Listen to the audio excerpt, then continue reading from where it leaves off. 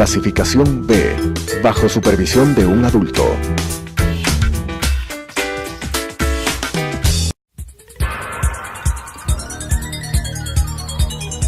Las opiniones vertidas en este espacio por la producción y dirección del programa son de exclusiva responsabilidad de sus autores y de quienes intervienen en ellos.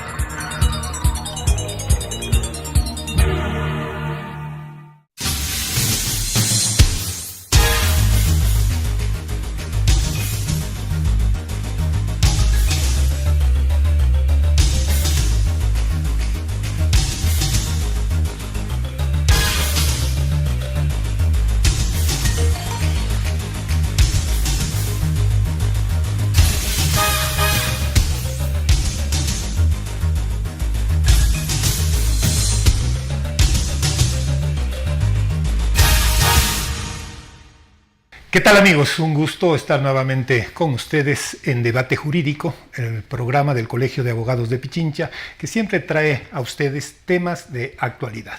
Hoy vamos a analizar el COA, el Código Orgánico Administrativo, y el procedimiento administrativo sancionador.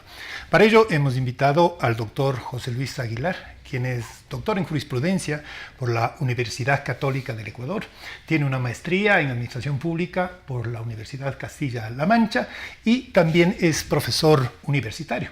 Él es supervisor de la Agencia Metropolitana de Control. José Luis, muchísimas gracias por haber aceptado esta invitación del colegio, tu colegio. José Luis, hace poco, en el mes de julio, entró en vigencia el Código Orgánico Administrativo que fuera aprobado el año pasado. Cuéntanos en términos generales, ¿qué es ¿Qué significa esta norma? Bienvenido. Bueno, muchísimas gracias por la invitación, Juan. Es un honor aquí de partir, como tú dices, con el Colegio de Abogados, la profesión a la que represento. El Código Orgánico Administrativo realmente constituye un avance normativo importante en la legislación ecuatoriana, sobre todo lo que tiene que ver con el derecho administrativo, con aquellas normas que regulan la actuación administrativa. No contábamos como país con una norma específica que regule de manera general, que establezca los principios, los procedimientos del derecho administrativo, y por eso es una norma que evidentemente representa un gran avance en nuestra legislación. Concretamente, en lo que tiene que ver con el procedimiento administrativo sancionador, igualmente representa un gran avance que se haya establecido un procedimiento común para todos aquellos procedimientos administrativos que llevan a aquellas entidades que cuentan con la facultad sancionadora. Esto es, por ejemplo, los gobiernos seccionales, los municipios, los consejos provinciales en el ámbito de sus competencias y, por ejemplo, los órganos de control, las superintendencias, la Contraloría, todos aquellos que ejercen esta facultad sancionadora.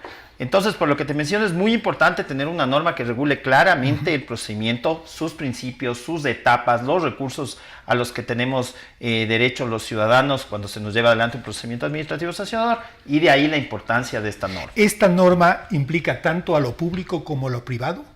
Esta norma regula sobre todo, como te decía, el tema de los procedimientos administrativos, es decir, aquellos que son llevados adelante por la administración pública, pero recordemos que evidentemente está la ciudadanía del otro lado, ¿no es cierto? La ciudadanía es la que interviene directamente con la administración pública. Para eso sirve el procedimiento administrativo sancionador. Totalmente. Por ejemplo, en el ámbito de los GATS, de los gobiernos autónomos descentralizados, ¿cuál es la acción que tiene el COA, el procedimiento administrativo sancionador? Bueno, como tú conoces, los gobiernos administrativos, los gobiernos descentralizados tienen una serie de facultades que les permiten, o más bien dicho, que les habilitan a aplicarse en su territorio. Dentro de esto está justamente todas aquellas regulaciones que tienen que ver con el uso del suelo, con el comercio, con otras actividades que son reguladas a través de ordenanzas metropolitanas. De ahí la importancia del procedimiento administrativo sancionador para garantizar justamente el cumplimiento de las ordenanzas metropolitanas, así como de cualquier otra normativa secundaria con las que cuenten los gobiernos seccionales. Cuando una persona irrespeta justamente las normas de una ciudad, en Quito, por ejemplo, las ordenanzas metropolitanas, lo que se hace es iniciar un procedimiento administrativo sancionador para establecer el grado de responsabilidad de estas personas en el incumplimiento o inobservancia de las normas. Ahora recordemos que conforme a la Constitución siempre debe seguirse el debido proceso, y de ahí que es necesario el procedimiento administrativo sancionador justamente para que el ciudadano, el cual se ha se presupone que inobservó una norma administrativa, una disposición, una normativa metropolitana o de la ciudad, si es que no es Quito, pueda defenderse, pueda presentar sus pruebas de descargo. Bien. Y estas sean analizadas y al final se llegue a una resolución que sea fruto de la valoración de todo lo que se ha actuado durante el procedimiento administrativo sancionado. Eso en el caso de los GATS. Tú conoces también perfectamente qué sucede, por ejemplo, en las superintendencias. Las superintendencias tienen su ámbito, su propio ámbito de acción. ¿El proceso es parecido? Totalmente. Es el mismo procedimiento y de ahí la importancia. Te doy un ejemplo, lo que acabamos de ver muchísimos que sucedió con la ley de comunicación, ¿no es cierto?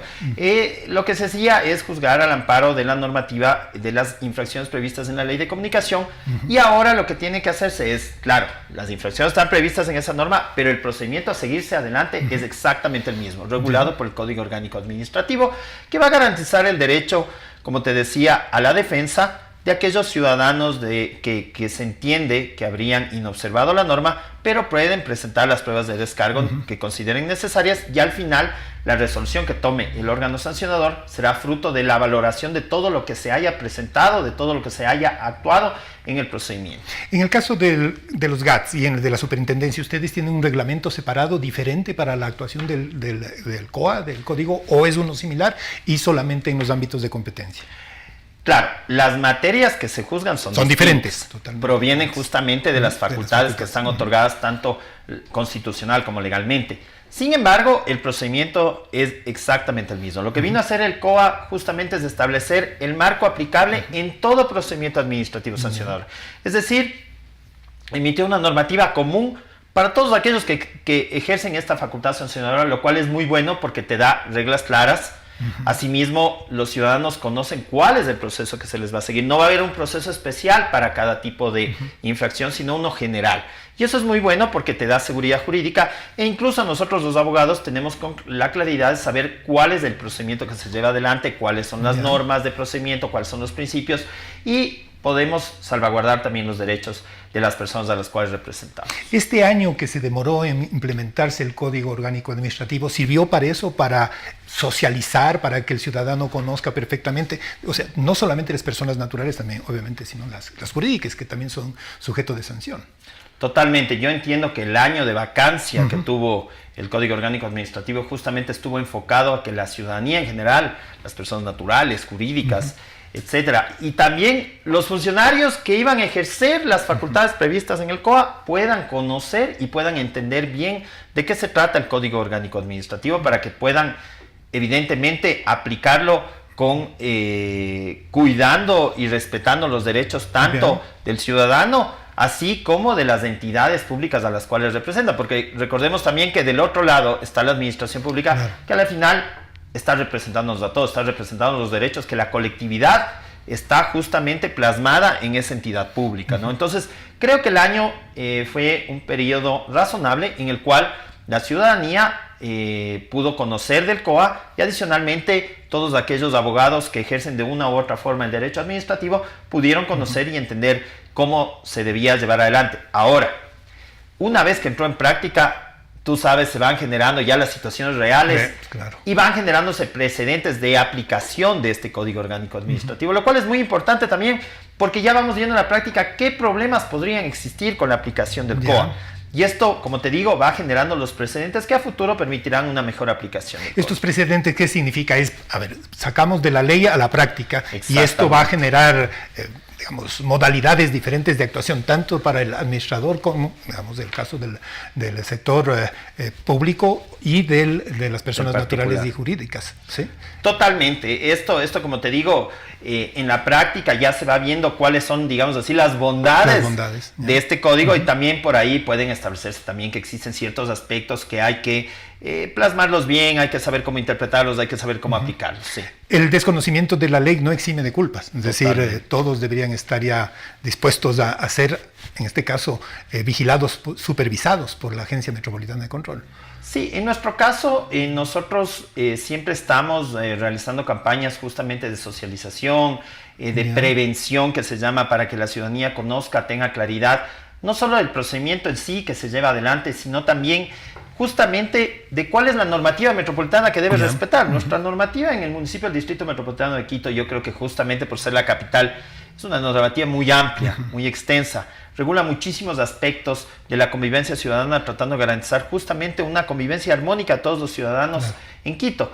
Entonces, en este sentido, como tú bien mencionas, el desconocimiento de ley no exime a nadie de responsabilidad, y nosotros tratamos como Agencia Metropolitana de Control no ser un órgano eminentemente sancionador, exclusivamente sancionador, sino también un órgano que de alguna forma está comunicando a la ciudadanía, haciéndoles entender cómo deben respetarse las normas justamente que las emite el Consejo Metropolitano, además de otras normas secundarias que también tienen el mismo carácter técnico y obligatorio entre la ciudadanía. ¿Qué sanciones tienes desde la Agencia Metropolitana de Control?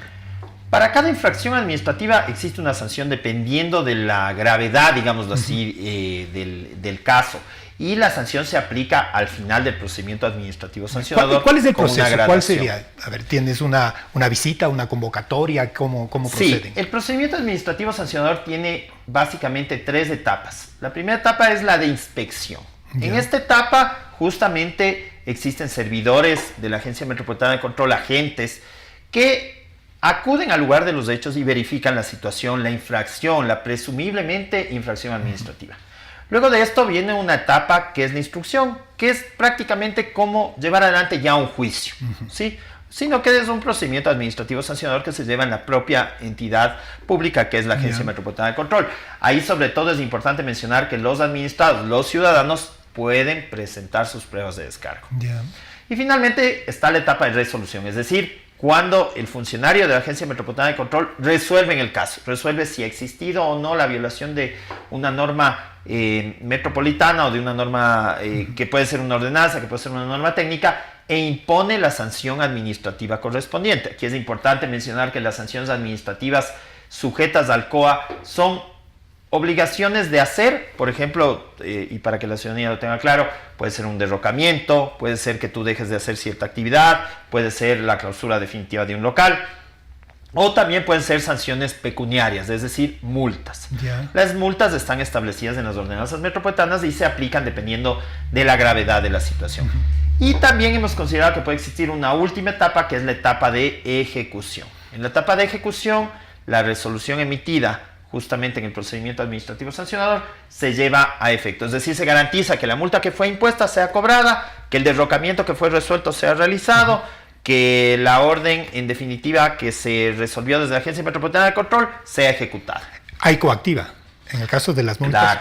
Claro. Es importante mencionar que toda aquella multa que es impuesta desde la Agencia Metropolitana de Control, cuando el administrado no la cumple por sí mismo, cuando le es notificada, esta resolución va al área de coactivas del municipio y se inicia un procedimiento coactivo.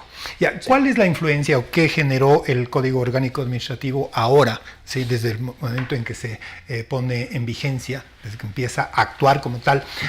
Pues la agencia existía antes, es decir, siempre había algún tipo de control. ¿Hay alguna influencia, algún cambio? Claro. ¿Es una norma que aclara?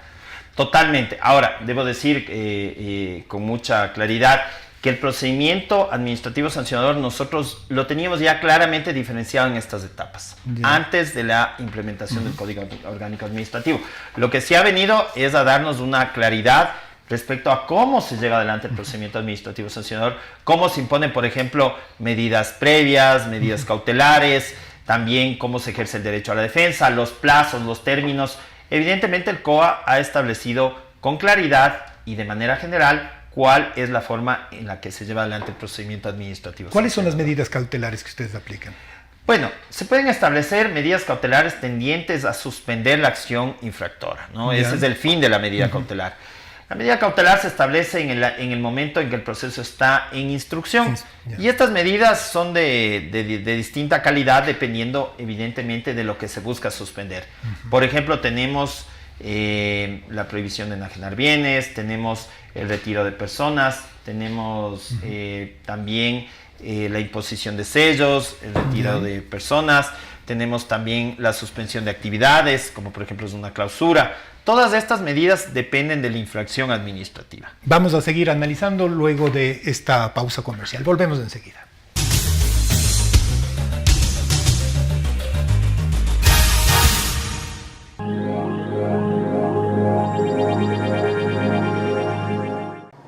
Adriana, cancélame todas las reuniones. no voy a ir a la oficina. Estoy con una jaqueca que no aguanto. ¡El jefe no viene!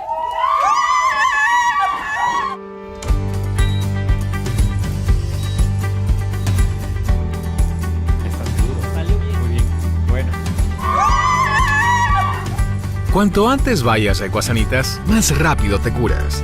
La empresa de medicina prepagada que cuida de ti. Ecuasanitas. Es bueno estar sano.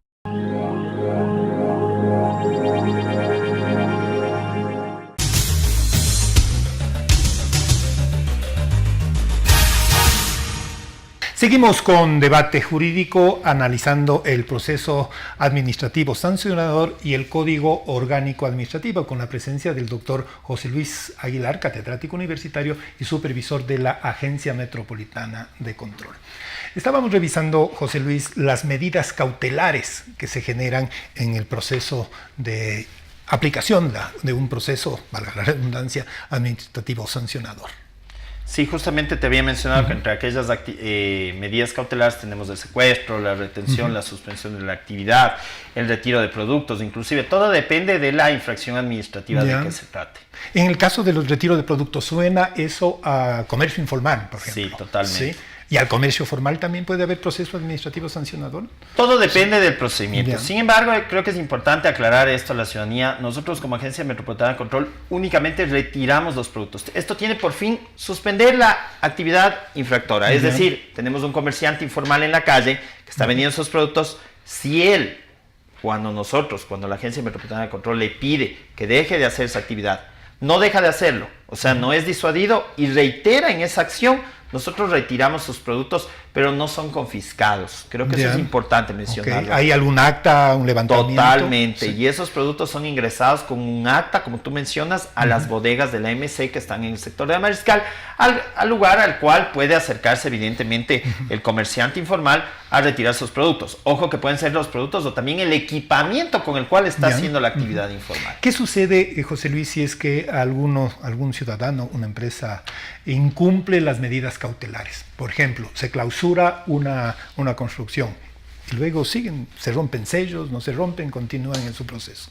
Nosotros como Agencia Metropolitana de Control podemos imponer multas más graves cuando ellos no respetan nuestras decisiones, además de volver a clausurar, por así decir, y esto sin perjuicio de otro tipo de acciones legales que ya estarán en otro ámbito, ¿no? Ya no será un procedimiento administrativo sancionador, sino que nosotros iniciaremos, por ejemplo, un procedimiento penal por rotura de sellos. Digamos, nosotros clausuramos una discoteca. Y hacen caso omiso, rompen los sellos y abren la discoteca, nosotros debemos presentar la denuncia penal correspondiente. ¿Hay un tiempo de plazo para la aplicación del proceso administrativo sancionador? ¿Este puede caducar? Claro, totalmente.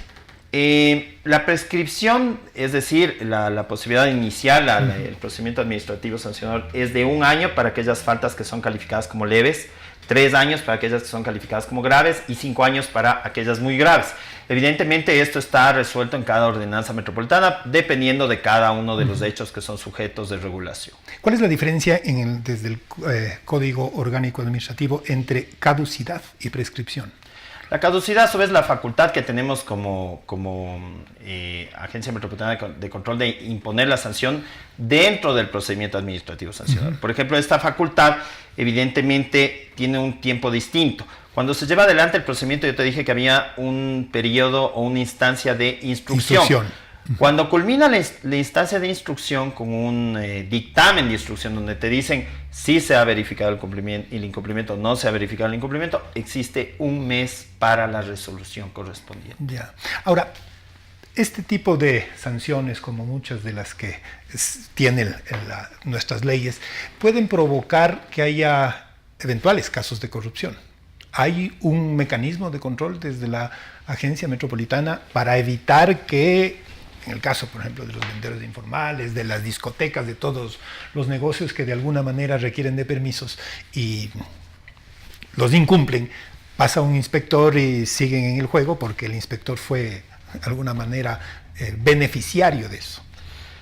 Yo creo que como en todo ámbito de la administración pública, todos servidores públicos estamos sujetos a que eventualmente alguien quiera corrompernos. Ya, pues. Nosotros en la administración actual hemos tomado las medidas correspondientes y esto se ha instruido a todos los directores de áreas para identificar cualquier caso de corrupción y en el evento de verificarse los funcionarios deberán ser separados de sus funciones. Ok. Quisiera topar un tema que habíamos conversado antes de iniciar la entrevista, José Luis, y es lo referente a la presencia de ciudadanos venezolanos. El municipio ha intervenido, puesto que se ha declarado la emergencia, se ha extendido la emergencia por parte de Cancillería y el municipio necesita actuar. ¿Qué ha hecho el municipio metropolitano de Quito para garantizar los derechos, facilitar la permanencia, sea temporal o un poco más larga, de estos ciudadanos? ¿Pasa también por la Agencia Metropolitana de Control? Algunas situaciones están evidentemente relacionadas a las facultades que tenemos como Agencia Metropolitana de Control. Por ejemplo, lo que tiene que ver con el control del espacio público. Una situación que creo que es evidente para toda la ciudadanía es que, dado a la actual situación de gran migración en la ciudad, se ha incrementado el comercio informal. Entonces, esta es una situación que nosotros hemos comunicado al COE metropolitano. Recordemos que el COE se activó. El COE está activado y ahí confluimos todas las entidades que de una u otra forma tenemos competencias en el tema para tomar decisiones articuladas. Y como Agencia Metropolitana de Control no es la excepción. Nosotros estamos articulados en el COE esperando el momento en el cual se establezca, por ejemplo, el retiro de las personas que están en el intercambiador de Carcelén, porque es una ocupación de espacio público. Sin embargo, también hay que considerar que esta es una situación humanitaria, ¿no? Estamos frente a un tema que involucra muchos derechos humanos, derechos de la movilidad. Entonces, en esta situación, nosotros estamos, como te digo, esperando las resoluciones del COE para poder intervenir en ello. Ahora, en lo que tiene que ver con el control del comercio informal, nosotros como Agencia Metropolitana del Control continuamos con los operativos de comercio informal, hemos reforzado sean nacionales o sean extranjeros. Exactamente. Nosotros, cuando realizamos operativos de control, no discriminamos ni beneficiamos a persona alguna. Nosotros tenemos un trabajo muy objetivo, evitando justamente el comercio informal y garantizando el cumplimiento de la normativa metropolitana. Ahora, como te digo, es evidente que existe un actual incremento del comercio informal, pero es una situación que debemos irla nosotros paliando con operativos de control quizás más coordinados con otras entidades. Muchas veces nosotros acudimos a los operativos de control, por ejemplo, con la Policía de Migración, también con la DINAPEN. Asimismo, estamos todo el tiempo con el Cuerpo de Agentes Metropolitanos de Control, lo que se llamaba la Policía Metropolitana, y también con la Policía Nacional. Entonces, esos son operativos que muchas veces son macrooperativos coordinados con otras entidades que nos dan el soporte necesario para garantizar que se verifiquen un sinnúmero de situaciones que están atadas, por ejemplo, al comercio informal.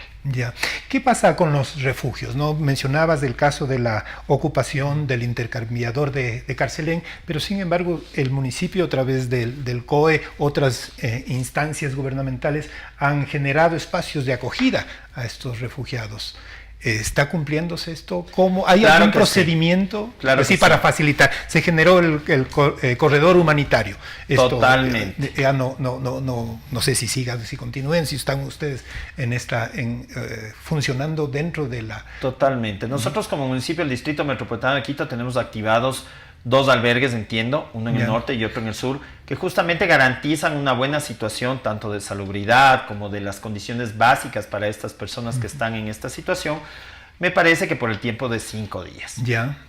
Tras superarse los 5 días, estas personas deben tomar una decisión, por así decirlo, si continúan en la ciudad pero no en actividades informales, ni en una situación ni un estatus informal, o avanzar hacia el destino que ellos hayan considerado al que desean llegar, ¿no? Evidentemente es una situación muy crítica, muy complicada. Entiendo que muchas personas no desean abandonar los sitios en los que se han refugiado, por así decirlo, por ejemplo, el intercambiador de Carcelén. Y claro, debemos estar nosotros como Agencia Metropolitana de Control atentos a las decisiones que se tomen desde el COE Metropolitano. Siempre respetando sus derechos humanos y el derecho a la movilidad. Totalmente. Es una situación que está ahí, todavía está latente, ¿no? Sí, es una situación que, como te digo, ha conllevado otro tipo de situaciones de incremento del comercio informal. También tenemos, por ejemplo, no son las mejores condiciones si estas personas se quieren quedar a vivir en el intercambiador de Carcelén, porque no hay las condiciones óptimas para salubridad, por ejemplo, para limpieza, para el retiro de la basura. Entonces, nosotros apelamos a la sensibilidad, estamos esperando también las decisiones del COE. Como te digo, son decisiones muy articuladas, nosotros respetamos esas decisiones y estaremos prestos a colaborar en lo que nos corresponda como Agencia Metropolitana de Control. Para cerrar, ¿satisfecho con la actuación, digamos, la utilización, más bien dicho, del Código Orgánico Administrativo, es decir, en estos 2 meses que se está recién en ejecución? Sí, yo creo, como te decía, que es un gran avance normativo. Establece reglas claras de procedimiento, establece los principios claros de aplicación del procedimiento administrativo sancionador. Como te decía, hay cosas que ya en la práctica las vamos verificando y que también quizás merecerían ciertos ajustes normativos, pero esto es normal en cualquier norma nueva, ¿no? Yo lo veo como muy positivo, nuevamente, que existe una norma común de aplicación a todo procedimiento administrativo sancionador, lo cual genera, evidentemente, seguridad jurídica, y eso es muy, muy positivo. Y claro, como Agencia Metropolitana de Control, en la cual todos nuestros procedimientos se sujetan al COA, estamos aplicándolo y generando también los precedentes de aplicación para la propia entidad, ¿no? Entonces, podría decir que sí, que estamos satisfechos justamente con la forma en la cual venimos aplicando el Código Orgánico Administrativo y el procedimiento administrativo sancionador. José Luis, muchísimas gracias por haber estado en este espacio, Debate Jurídico, el programa del Colegio de Abogados de Pichincha. Recuerden, la próxima semana, martes a las 8 de la noche, estaremos nuevamente con ustedes. Que estén bien. Las opiniones vertidas en este espacio por la producción y dirección del programa son de exclusiva responsabilidad de sus autores y de quienes intervienen en ellos.